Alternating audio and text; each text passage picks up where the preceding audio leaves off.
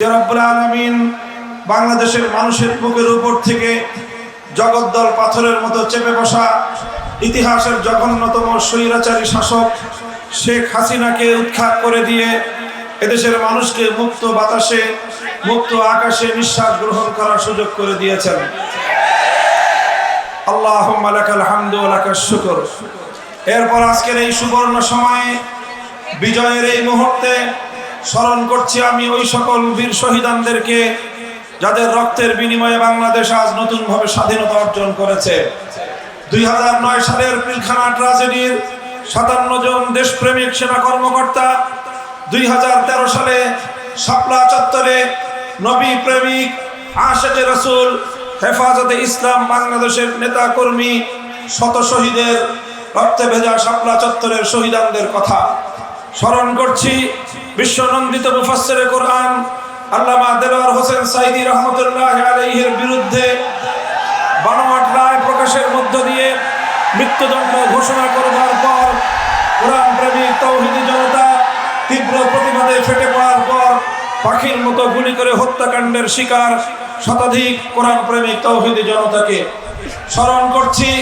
দীর্ঘ ফ্যাসিবাদের আমলে বিভিন্ন ভিন্ন মতকে দমন করতে গিয়ে খুন গুম হত্যাকাণ্ডের শিকার হাজারো বিরোধী দলীয় নেতা কর্মীদেরকে স্মরণ করছি। 2021 সালে বাংলাদেশের স্বাধীনতার সুবর্ণ জয়ন্তীর অনুষ্ঠানে কুখ্যাত মুসলমানদের রক্তে যার হাত রঞ্জিত সেই গুজরাটের কসাই খ্যাত নরেন্দ্র মোদীকে বাংলার মাটিতে এনে এদেশের স্বাধীনতার সুবর্ণ জয়ন্তীকে বিতর্কিত করার প্রয়াসের বিরোধিতা করে প্রতিবাদ জানিয়ে শান্তিপূর্ণ বিক্ষোভ প্রদর্শনকালে হেফাজতে ইসলামের প্রায় 25-30 জন নেতাকর্মী যাদেরকে পাখির মতো গুলি করে হত্যা করা হয়েছিল তাদেরকে সর্বশেষ 2024 সালে ফ্যাসিবাদের বিরুদ্ধে সংগ্রাম করতে গিয়ে বৈষম্যহীন বাংলাদেশ গড়তে গিয়ে খুনি হাসিনার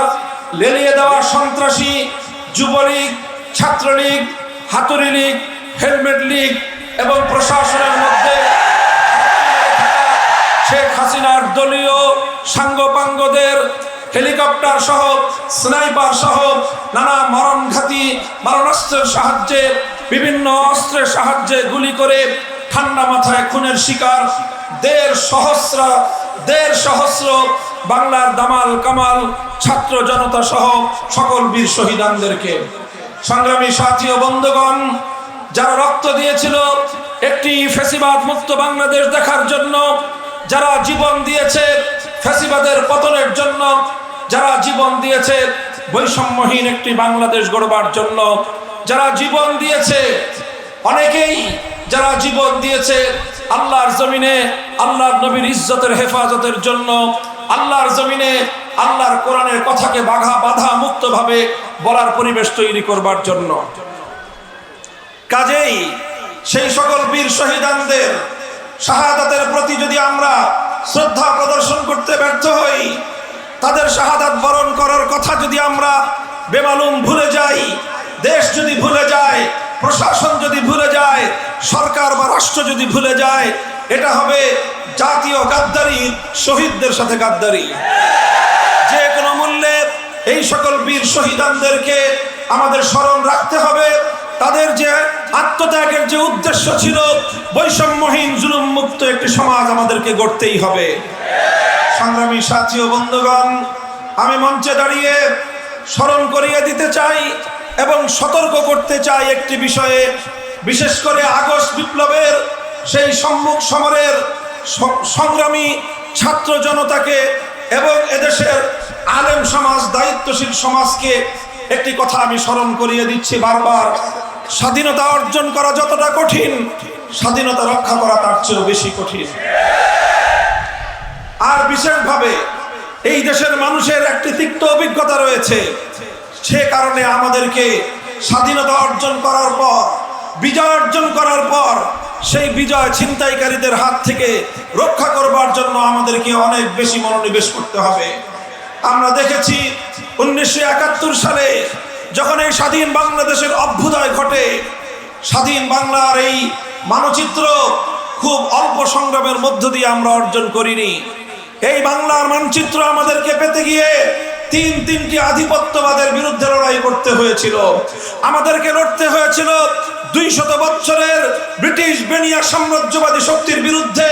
আমাদেরকে লড়তে হয়েছিল সেই 1905 সাল থেকে 1947 সাল পর্যন্ত পশ্চিমবঙ্গের দাদাবাবুদের বিরুদ্ধে, যারা পূর্ববঙ্গের মুসলিম সভ্যতা এবং ইসলামী জাতিসত্তার বিরুদ্ধে ঘোরতর বিরোধী ছিল। সাম্প্রদায়িক রবীন্দ্রনাথ ঠাকুরদের নেতৃত্বে যারা এই পূর্ববঙ্গের মুসলমানদের উত্থানের বিরুদ্ধাচরণ করেছিল, তারা এর বিরুদ্ধে লড়াই করে পশ্চিম বাংলার খবরদারি মুক্ত একটি পূর্ব বাংলা 1947 সালে গঠন করতে হয়েছিল। আর তৃতীয় সংগ্রাম ছিল পশ্চিম পাকিস্তানি খান পাঠানদের বিরুদ্ধে। আমরা যাদেরকে বলেছিলাম তোমরা আমাদের ভাই, আমরা তোমাদের ভাই হতে চাই, তারা আমাদেরকে বলেছিল তোমরা বাঙালি, তোমরা হবে আমাদের দাস, আমরা হব তোমাদের প্রভু। আমরা পরিষ্কার বলে দিয়েছিলাম আমরা মুসলমান, আমাদের একমাত্র প্রভু আরশের মালিক। এই জমিনে আমাদের বন্ধু থাকতে পারে, কোনো প্রভু থাকতে পারে না। আমাদের উপর যদি কেউ প্রভুত্ব ফলাতে আসে, সে যত বড় শক্তি হোক না কেন, সেই প্রভুত্ব ফলাবার যে হাত আমাদের দিকে এগিয়ে আসে, সে হাত আমরা ভেঙে গুড়িয়ে দিতে চাই। সংগ্রামী সাথী ও বন্ধুগণ, এইভাবে তিনটি আধিপত্যবাদের বিরুদ্ধে লড়াই করে 200 বছরের সংগ্রামের মধ্য দিয়ে এই স্বাধীন বাংলাদেশের অভ্যুদয় হয়েছিল। যেই সংগ্রাম সূচনা হয়েছিল ইনশাআল্লাহ বলে, অর্থাৎ আল্লাহ পাকের উপর অবিচল আস্থা এবং বিশ্বাসের মধ্য দিয়ে স্বাধীনতার ডাক এসেছিল। আর এই স্বাধীনতার কমিটমেন্ট ছিল, জাতির সঙ্গে অঙ্গীকার ছিল, কোরআন সুন্নাহ বিরোধী কোনো আইন এদেশে তৈরি করা হবে না। আমি ইতিহাসের রেফারেন্স বলছি। 1970 সালের জাতীয় নির্বাচনের আমি সেই ইশতেহারের কথা বলছি, যে ইশতেহারে কোরআন সুন্নাহ বিরোধী কোনো আইন তৈরি না করবার অঙ্গীকার করা হয়েছিল এই জাতির সঙ্গে। এরপরে আমরা কি দেখলাম? এরপরে দেখলাম আমরা মিথ্যাচারের ইতিহাস। এরপরে আমরা দেখলাম আমাদের বিজয়কে ছিনতাই করবার ইতিহাস। এরপরে আমরা দেখলাম হাজারো শহীদের রক্তের সঙ্গে বেঈমানি করবার ইতিহাস। এরপরে আমরা দেখলাম স্বাধীন বাংলা গড়বার জন্য 200 বছরের আধিপত্যবাদ বিরোধী সংগ্রামে হাজারো লাখো রক্তদানকারী, আত্মদানকারী সকল শহীদদের রক্তের সঙ্গে গাদ্দারির ইতিহাস। আমরা দেখলাম 1971 সালের 16ই ডিসেম্বর বিজয় অর্জন করবার অল্প কিছুদিনের মধ্যেই এই সকল শহীদদের আত্মার সঙ্গে গাদ্দারি করা হলো। বাংলার হাজার বছরের ইতিহাস এবং ঐতিহ্যকে দুপায়ে নিষ্পিষ্ট করা হলো। আর বাংলাদেশের মানুষের অভিপ্রায়কে তুড়ি মেরে উড়িয়ে দিয়ে বৃদ্ধাঙ্গুলি প্রদর্শন করে ভিন্ন আরেকটি রাষ্ট্রের সংবিধানের মূলনীতিগুলোকে একটি প্রেসক্রিপশনের মাধ্যমে এই 7 কোটি বাংলাদেশের মুসলিম জাতিসত্তার নবগঠিত রাষ্ট্রের সংবিধানের মূলনীতি হিসেবে আখ্যায়িত করে একটি নতুন সংবিধান এবং 72-এর চেতনার মাধ্যমে 71-এর চেতনাকে হাইজ্যাক করা হলো। সংগ্রামী সাথী ও বন্ধুগণ, এটি একটি নির্মম ইতিহাস, এটি একটি ছিনতাইয়ের ইতিহাস, এটি একটি জাতির বিজয়কে ছিনিয়ে নেওয়ার ইতিহাস, এটি একটি হাইজ্যাকের ইতিহাস। 1971-এর চেতনাকে 72-এর চেতনার মাধ্যমে গিলে খাওয়ার ইতিহাস। আমরা স্পষ্ট ভাষায় বলতে চাই, বাংলাদেশ 71 সালে স্বাধীনতা লাভ করেছিল, 72 সালে নয়। যারা দীর্ঘ অর্ধ শতাব্দীকাল পর্যন্ত 72-এর চেতনার মাধ্যমে আমাদের 71-এর চেতনাকে দমিয়ে রেখেছে, তাদের বিরুদ্ধে 2024 সালে নতুন স্বাধীনতার যুদ্ধ হয়েছে।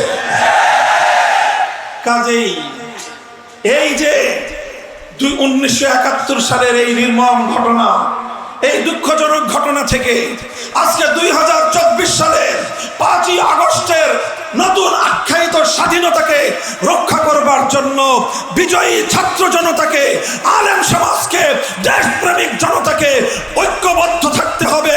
যে কোনো মূল্যে ষড়যন্ত্রকারীদের চক্রান্ত রুখে দিতে হবে। পতিত স্বৈরাচারী সরকার এবং তার দোসররা কিন্তু বসে নাই। ভীরু কাপুরুষের মতো পালিয়ে যাওয়া ভীরু কাপুরুষের মতো পালিয়ে গিয়ে বাংলাদেশের মান সম্মানকে বিশ্ব দরবারে ধুলোয় মিশিয়ে দেওয়া শেখ হাসিনা এবং তার দোসররা কিন্তু বসে নাই। প্রশাসনের বিভিন্ন জায়গায় বিভিন্ন গুরুত্বপূর্ণ চেয়ারে এখনো ঘাপটি মেরে বসে আছে তাদের পতিত স্বৈরাচারের অনেক দোসর, তাদের লেসপেন্সার, তাদের অনেক দালাল গোষ্ঠী এখনো বসে আছে। আর বাংলাদেশকে আগস্ট বিপ্লবের বিরুদ্ধে নতুন এক ধারায় পরিচালিত করবার ষড়যন্ত্র চক্রান্ত করছে। শেখ হাসিনা রাজনীতি করেছিল ইসলামের বিরুদ্ধে, শেখ হাসিনার রাজনীতি ছিল কোরআনের বিরুদ্ধে, শেখ হাসিনার রাজনীতি ছিল নবী প্রেমিকদেরকে গুলি করে হত্যার রাজনীতি, শেখ হাসিনার রাজনীতি ছিল বাংলাদেশের কোরআনের মাহফিলগুলোতে 144 ধারা জারি করার রাজনীতি। শেখ হাসিনা এবং তার সরকার কিভাবে দেশের আলেম সমাজের বিপ্লবী কণ্ঠগুলোকে স্তব্ধ করে দেওয়ার পায়তারা করেছিল, বাংলাদেশের মানুষ তার জ্বলন্ত সাক্ষী। কি বলবো আমি, আমার কথাই শুধু যদি বলি, বাংলাদেশের কোথাও আমাকে কোরআনের কথা বলতে দেওয়া হয় নাই। যেখানে আমার কোন মাহফিলের ঘোষণা দেওয়া হয়েছে 144 জারি করে আমাদের মাহফিলগুলোকে বানচাল করে দেওয়া হয়েছে, আমাদের লোকগুলোকে গ্রেফতার করা হয়েছে।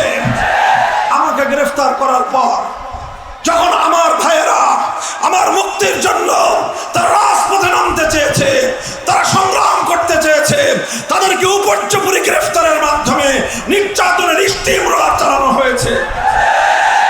এই গাজীপুরের এই রাজবাড়ী মাঠে আমার মুক্তির জন্য কোন একটি সমাবেশ করার অনুমতি চেয়েও আমরা পাইনি।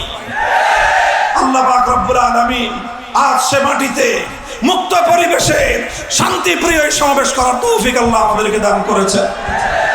আমরা প্রতিশোধের রাজনীতি করতে চাই না, আমাদের প্রতিশোধ হবে আদর্শের মাধ্যমে, আমাদের প্রতিশোধ হবে আল্লাহর কোরআনের জয়গান গাওয়ার মধ্য দিয়ে। আমরা স্বাধীন বাংলাদেশে আমরা স্বাধীনভাবে আল্লাহর কোরআনের কথা বলবো। যারা কোরআনের কথা শুনতে পছন্দ করেন না, আপনাদেরকে বলে দেই, আপনাদের আপার মতো আপনাদের জন্য সীমান্তের দুয়ার খোলা আছে, চলে যেতে পারেন অন্য কোথাও। এই শাহজালালের বাংলাদেশ, শামাদ্দমের বাংলাদেশ, খানজাহানের বাংলাদেশ, হাফিজ হুজুরের বাংলাদেশ, শাইখুল হাদিসের বাংলাদেশ, মুফতি আমিনীর বাংলাদেশ, আল্লামা আহমদ শফির বাংলাদেশ, জুনায়েদ বাবুনগরীর বাংলাদেশ, মহিবুল্লাহ বাবুনগরীর বাংলাদেশে কোরআনের কথা বলবো। সহ্য না হলে বাংলাদেশ ছেড়ে চলে যাও।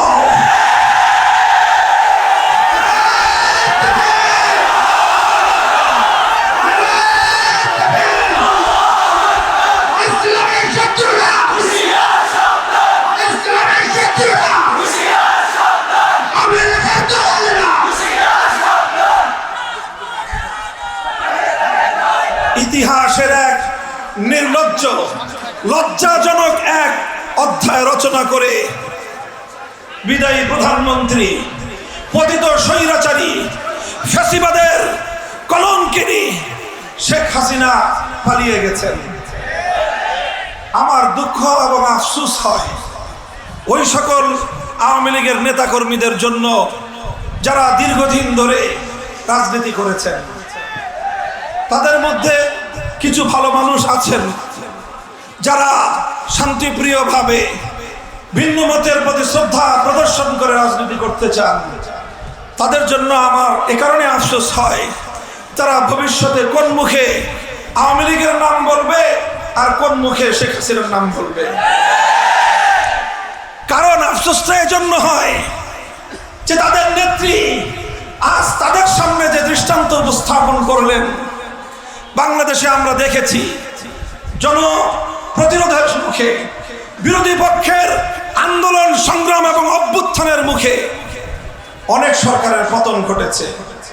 1990 সালের গণ অভ্যুত্থানের মধ্য দিয়ে জেনারেল হোসেন মোহাম্মদ এরশাদের সরকারের পতন ঘটেছিল। এরশাদ কি করেছিলেন? তিনি পদত্যাগ করে তিনি আত্মসমর্পণ করেছিলেন, কারারুদ্ধ হয়েছিলেন, বছরের পর বছর জেল খেটেছেন, কিন্তু দেশের জনগণকে ছেড়ে, দলের নেতা কর্মীদেরকে অরক্ষিত অবস্থায় রেখে দেশ ছেড়ে পালিয়ে যাননি। বেগম খালেদা জিয়া তিনিও বিরোধী পক্ষের অমত এবং আন্দোলনের মুখে গদি ছাড়তে বাধ্য হয়েছেন। তিনি পদত্যাগ করেছেন এবং তিনি সরকারের মাধ্যমে নানাভাবে নিগৃহণের শিকার হয়ে অশীতিপর বয়সে জীবন এবং মৃত্যু সন্ধিক্ষণে দাঁড়িয়ে বছরের পর বছর জেল খেটেছেন, কারারুদ্ধ থেকেছেন, কিন্তু দেশের জনগণকে ছেড়ে, দেশের মাটি ছেড়ে, তার দলের নেতা কর্মীদেরকে তোপের মুখে ফেলে দেশ ছেড়ে পালিয়ে যান নাই। আওয়ামী লীগের বিবেকবান লোকদেরকে আমি জিজ্ঞাসা করব, আপনাদের নেত্রী কাজটা করলো কি?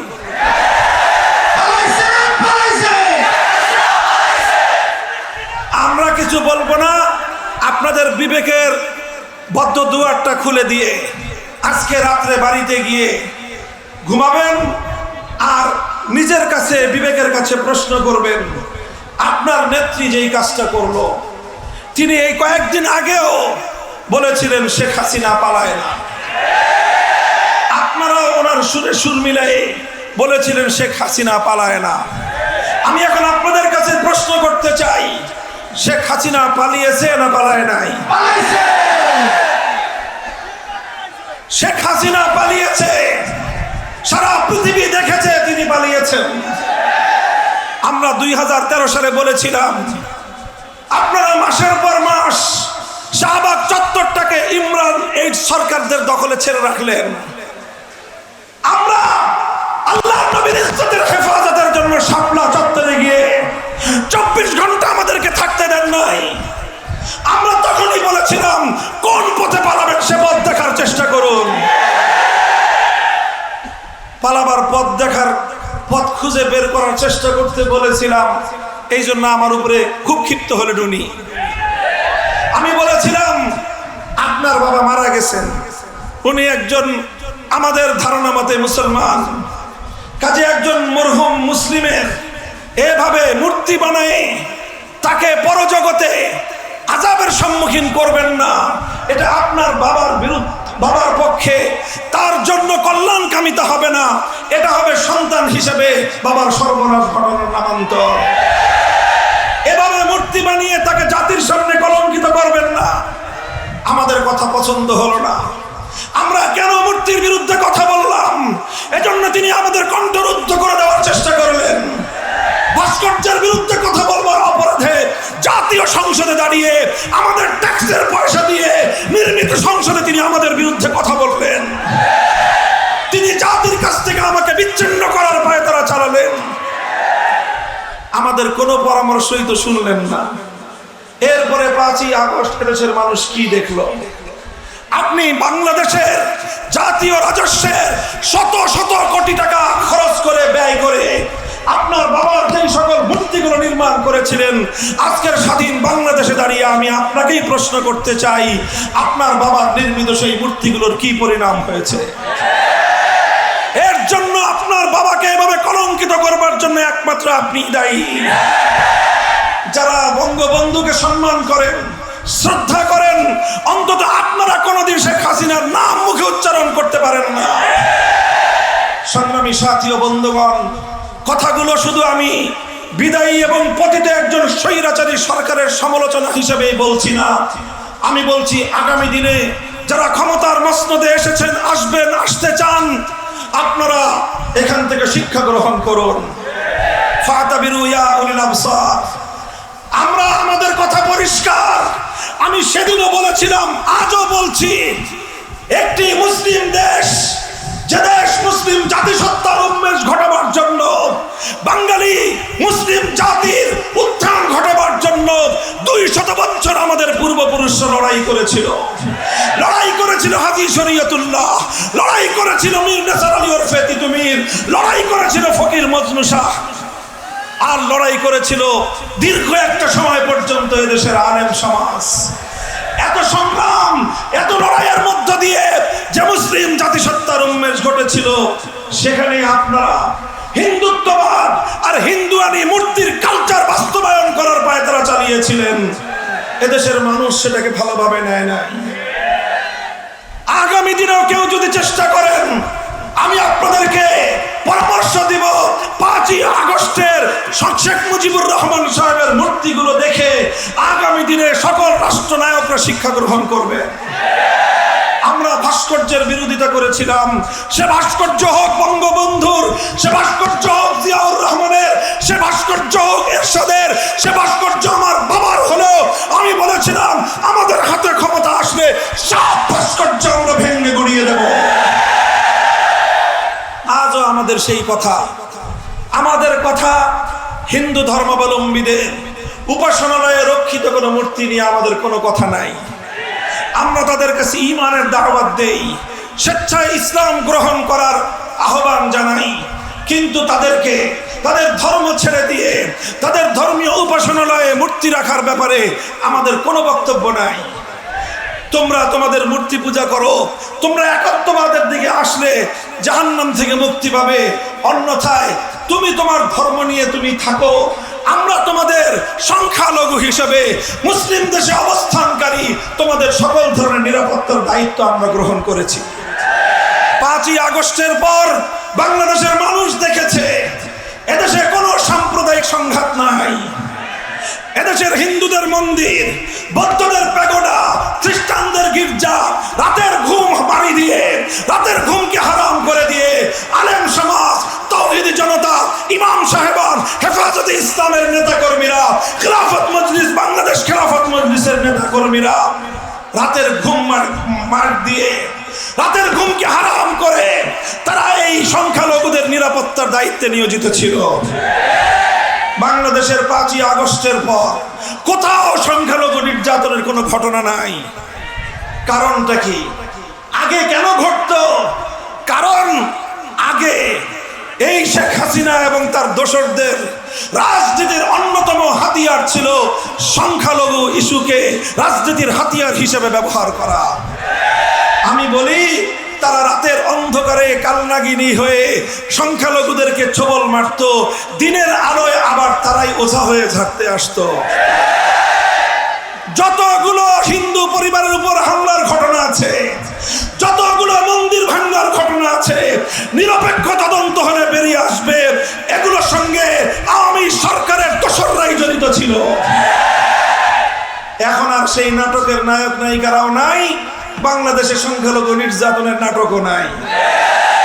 ওরা আবার রোদ পেতে আছে, সুযোগ খুঁজছে, আবার সংখ্যালঘুদেরকে অন্ধকারে এসে সাবোটাজ করবে, সংখ্যালঘুদেরকে বাড়িঘরে অগ্নিসংযোগ করে আবার বাংলাদেশের সাম্প্রদায়িকতার 20 বাষ্প ছড়িয়ে দেওয়ার পায়তারা চালাচ্ছে। আমি সংখ্যালঘু ভাইদেরকে বলি, ইসলাম এক উদারতার ধর্ম। ইসলাম সংখ্যালঘুদের সর্বোচ্চ নিরাপত্তা দেওয়ার ধর্ম। আল্লাহ নবী যেভাবে সংখ্যালঘুদেরকে তাদেরকে নিরাপত্তা দিয়েছেন, কিয়ামত পর্যন্ত কোন নেতা, কোন ধর্ম প্রনেতা, কোন সামাজিক নেতা আমার নবীর মতো সংখ্যালঘুদের নিরাপত্তা নিশ্চিত করতে পারবেন। সংগ্রামী সাথী ও বন্ধুগণ, সংখ্যালঘুদের অধিকারের পাশাপাশি মনে রাখতে হবে 200 বছরের আমাদের সংগ্রাম ছিল বাঙালি মুসলিম একটি জাতিসত্তা গড়ে তোলা। কাজেই 90% মুসলমানের, 90% মুসলিম জাতির যদি তাদের সেন্টিমেন্টের প্রতি, তাদের ধর্মীয় আবেগ অনুভূতির প্রতি শ্রদ্ধা প্রদর্শন না করা হয়, কোনোদিনও বাংলাদেশ এগিয়ে যেতে পারবে না। কাজেই আজকে অন্তর্বর্তীকালীন সরকারকেও আমরা একটি কথা বলে দিতে চাই, আমরা আপনাদেরকে সহযোগিতা করতেছি।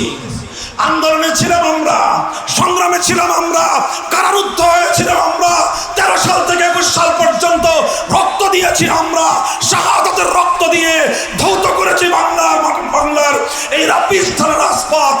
আমরা সব জায়গায় ছিলাম এবং বিজয়ের পরে আমরা সংখ্যালঘুদেরকে পাহারা দিয়েছি। আমরা চাঁদাবাজ মাস্তানদের হাত থেকে ব্যবসায়ীদের নিরাপত্তা দেওয়ার চেষ্টা করেছি। আজও পর্যন্ত আপনাদের সহযোগিতায় নিরলসভাবে আমরা কাজ করে যাচ্ছি, ভবিষ্যতেও আমরা কাজ করে যাওয়ার ইচ্ছা রাখি। তবে শুধু আমাদের একতরফা ইচ্ছা দিয়ে হবে না, আমাদের সহযোগিতা পাওয়ার জন্য আপনাদের ইচ্ছা থাকতে হবে। আমি একটা কথা বলেছিলাম, আমরা গায়ে পড়ে সহযোগিতা করতে চাই, আপনারা যদি পা দিয়ে ঠেলে দিতে চান তাহলে পরিণামটা খুব ভালো কারোর জন্যই হওয়ার কথা না। আমি নাকি কড়া করে বলি, নরমাল করেই বললাম, আরো নরম করে বলতে আমরা জানি, কিন্তু আবার প্রয়োজনে আমরা বজ্রের মতো গর্জনা দিতে জানি, আমরা আপোষের হাত বাড়িয়ে দিতে জানি, আবার গাদ্দারির কাঁধের উপর আমাদের হাত উত্তোলন হতে এতটুকু কেঁপে ওঠে না। সংগ্রামী সাথী ও বন্ধুগণ, আমি অন্তর্বর্তীকালীন সরকারকে বলবো, খবরদার, হিন্দুত্ববাদ এদেশের মানুষ পছন্দ করে না। হিন্দুরা হিন্দুদের ধর্ম নিয়ে থাকবে, 90% মুসলিম জাতিসত্তার সন্তানদের উপর, আগামী প্রজন্মের উপর হিন্দুত্ববাদ চাপিয়ে দেওয়ার ষড়যন্ত্র আমরা অতীতেও বরদাস্ত করি নাই, ভবিষ্যতেও বরদাস্ত করব না। হিন্দুত্ববাদের জায়গায় যদি আবার নতুন করে নাস্তিক্যবাদ ছড়িয়ে দিতে চান, স্কুলে আমাদের কোমলমতি সোনামণিদেরকে যদি আপনারা নাস্তিক্যবাদে দীক্ষিত করতে চান, মনে রাখবেন আমরা যেভাবে হিন্দুত্ববাদের মোকাবেলা করেছি, নাস্তিক্যবাদের মোকাবেলা এর চেয়ে আরো কঠোরভাবেই করব আমরা। পরিণাম কি হবে ভাববার সময় আমাদের নাই। ইসলামের প্রশ্নে, দেশ এবং মানবতার প্রশ্নে মাথায় কাফনের কাপড় বেঁধেই আমরা রাস্তায় নামি। বহুবার এই ইতিহাস আমরা রচনা করেছি, আমরা জানি ইসলাম জিন্দা হতা হ্যায় হর কারবালা কে বাদ। যখন আমার সন্তানের রক্ত ঝরবে, যখন আমার রক্ত ঝরবে, সেই ইমানদার শহীদের রক্তের উপরেই ইসলাম নামক বৃক্ষটি গড়ে উঠবে। আমরা বলতে চাই, নাস্তিক্যবাদ আমরা দেখতে চাই না। শিক্ষা কমিশন আপনারা ভেঙে দিয়েছেন, জাতীয় গণমাধ্যমে সংবাদ ছেপেছে, এতটুকুকে আমরা স্বাগত জানাই। কিন্তু মনে রাখবেন, এখানে আমার বক্তব্য, আমাদের কথা শেষ নয়। আমরা শিক্ষা কমিশনের শেষ পরিণাম পর্যন্ত গভীর পর্যবেক্ষণ করব। চিহ্নিত কোন ইসলাম বিদ্বেষীকে বাংলাদেশের শিক্ষা কমিশনে বরদাস্ত করব না। আমরা নিরপেক্ষ সাধারণ মানুষ যারা আছেন তাদেরকে দিয়ে শিক্ষা কমিশন গঠন করুন। আমরা বলি না আমাদের আলেম ওলামাদেরকে দিয়ে শিক্ষা কমিশন করে ফেলুন। আমরা শুধু এতটুকু আবদার করি, 90% মুসলমানদের দেশের শিক্ষা কমিশনে শিক্ষা এবং পাঠ্যসূচি নির্ধারণের ক্ষেত্রে আলেম সমাজের কন্ট্রিবিউশন থাকা দরকার। একজন অন্তত আলেম প্রতিনিধি রাখুন, ইসলামী শিক্ষাবিদ রাখুন, এরপরে অন্যান্য বিভাগ থেকে রাখুন, যাতে এমন কোনো পাঠ্যসূচি আমার সোনামণিদের জন্য প্রণীত না হয় যেটা আমার সন্তানের ঈমানকে হরণ করতে পারে। মনে রাখবেন, আগামী প্রজন্মের ঈমানকে রক্ষা করবার জন্য আমরা যুদ্ধ করতে প্রস্তুত থাকি। আরেকটা কথা, এটাই আমার সর্বশেষ পয়েন্ট। আন্তর্জাতিক মানবতা বিরোধী যে আন্তর্জাতিক মানবতা বিরোধী দমন, মানবাধিকার বিরোধী দমন যে আইন, সেই দমন আইনের সংস্কারের মাধ্যমে নতুন কিছু ধারা অন্তর্ভুক্ত করার প্রস্তাবনা এসেছে। তার মধ্যে 3টি ইস্যু খুব স্পর্শকাতর। 1 নম্বর, ট্রান্সজেন্ডারের নামে সমকামিতাকে বাংলাদেশে বৈধতা দেওয়ার পায়তারা চলছে। 2 নম্বর, ম্যারিটারিয়াল রেপ, বৈবাহিক ধর্ষণের আখ্যা দিয়ে স্ত্রীর উপর আল্লাহ প্রদত্ত স্বামীর অধিকার খর্ব করবার পায়তারা চলছে। 3 নম্বর, জোরপূর্বক গর্ভধারণ ইত্যাদি শিরোনামে আল্লাহ প্রদত্ত প্রতিটি দম্পতির স্বাভাবিক নরমাল সম্পর্ককে বিঘ্নিত করে প্রতিটি দম্পতির মধ্যে ঘরে ঘরে অশান্তির আগুন জ্বালিয়ে দেওয়ার পায়তারা বলছেন। মনে রাখবেন, আল্লাহ প্রদত্ত প্রতিটি দম্পতির যে অধিকার, সেই অধিকারে যদি হাত দেওয়ার চেষ্টা করেন, আমরা আমাদের পরিণামের কথা চিন্তা করার সুযোগ পাবো না। সে হাত আমরা ভেঙে গুড়িয়ে দিতে উদ্যত হব। 3 নম্বর ইস্যু হলো, ভারতে একের পর এক ঘটনা ঘটছে, আমার নবীর ইজ্জতের বিরুদ্ধে কটূক্তি করা হচ্ছে। নূপুর শর্মা থেকে আজকে রামগিরি মহারাজ পর্যন্ত একটার পর একটা আমার নবীর ইজ্জত নিয়ে আপনারা চিনিমিনি খেলছেন। সেদিন দেখলেন মুম্বাইয়ের মুসলমানেরা, ভারতের মুসলমানরা কিভাবে গর্জে উঠেছে। যদি আপনারা এভাবেই আমার নবীকে আঘাত করতে থাকেন, আপনার দেশের অখণ্ডতা রক্ষা করতে পারবেন না। বাংলাদেশের রাষ্ট্রকে বলবো, ভারতীয় রাষ্ট্রদূতকে তলব করে হুঁশিয়ার করে দেন। মনে রাখবেন, ওরা আমার নবীকে গালি দিবে আর আপনারা ইলিশ মাছ রপ্তানি করে পীড়িত করবেন। বাংলাদেশের মানুষ সেই প্রেম দেখতে বরদাস্ত করবে না। কথা বলেন ঠিক না বেঠিক? বলবেন রপ্তানি না করলে আমাদের বৈদেশিক মুদ্রা আসবে না। শুনে রাখেন, নবীর ইজ্জতের বিনিময়ে কোন রেমিটেন্স, কোন বৈদেশিক মুদ্রা আমরা খেতে চাই না। যদি বলেন যে না খেয়ে থাকতে হবে, আল্লাহর পয়গম্বরের উম্মতেরা বলবে প্রয়োজনে পেটে পাথর বাঁধবো, এরপরে নবীর দুশমনের সঙ্গে কোনো আপোষ নাই।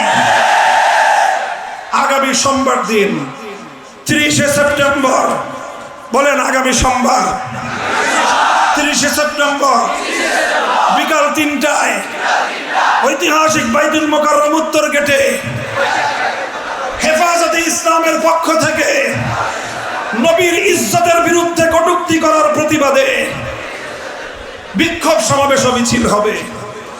যাবেন তো ইনশাআল্লাহ? আমরা দেখিয়ে দিতে চাই আমরা শান্তিপূর্ণ প্রতিবাদ জানাতে জানি। আমরা দেখিয়ে দিয়েছি আমাদের নবীর ইজ্জতের হেফাজতের জন্য শাপলা চত্বরের পিচ ঢালা রাস্তাকে বুকের রক্ত দিয়ে রঞ্জিত করতে আমরা জানি। আল্লাহ পাক তৌফিক দান করুন। আখেরি পয়গাম, আল্লাহর জমিনে যদি আপনারা বৈষম্যহীন পূর্ণাঙ্গ ইনসাফপূর্ণ সমাজ কায়েম করতে চান, মানব রচিত তন্ত্র মন্ত্র দিয়ে সম্ভব নয়। এজন্য আল্লাহ প্রদত্ত এক রাজনৈতিক বন্দোবস্তের প্রয়োজন, আর সেই রাজনৈতিক ব্যবস্থার নাম হলো খেলাফতের রাজনীতি। আমরা সেই খেলাফত বাস্তবায়ন করার জন্য একটি শপথে বলিয়ান হতে চাই। আপনারা আমাদের সঙ্গে আল্লাহর জমিনে আল্লাহর খেলাফত কায়েমের সংগ্রামে কারা কারা যোগদান করবেন? আল্লাহ পাক আপনাদেরকে কবুল করুন। বাংলাদেশ খেলাফত মজলিস, যুব মজলিস, ছাত্র মজলিস সহ আমাদের সংগঠনগুলোতে আপনারা শামিল হন।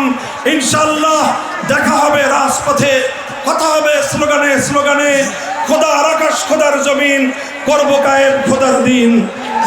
ধর্ম বর্ণ ভিন্ন মত, সবার জন্য খেলাফত।